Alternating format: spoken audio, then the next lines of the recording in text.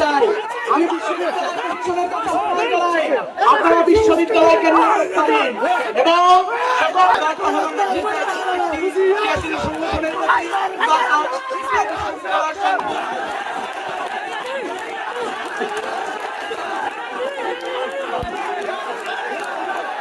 তাদের নিজস্ব কার্যক্রম ছাড়া কিন্তু নিরাপদ করা যাবে না।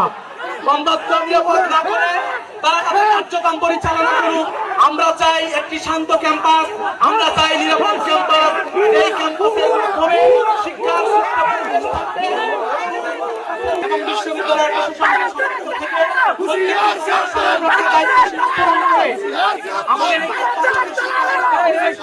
সাধারণ শিক্ষার্থীরা এই পরিবেশ কখনোই কামনা করে না। এই পরিবেশকে আমরা সকলেই চাই না। আমরা চাই না অভিভাবকরা এসে আমাদের ক্যাম্পাসকে অস্থিতিশীল।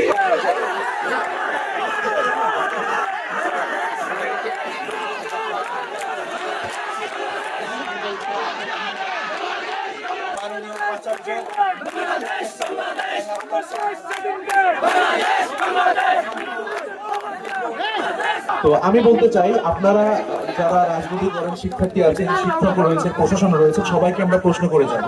প্রশ্ন করে আপনাদেরকে সঠিক পথে পরিচালনা করার জন্য চেষ্টা করব।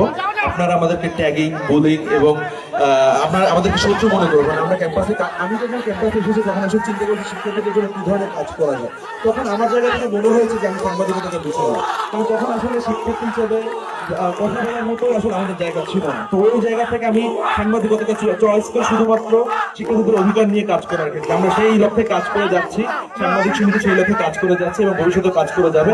সর্বশেষে আমি একটা কথা বলতে চাই, আমাদের যে বিজয়, এই বিজয় 1971 সালে পাকিস্তানি হানাদারদের বিরুদ্ধে সেই বিজয় অর্জন করেছি। আমরা শহীদ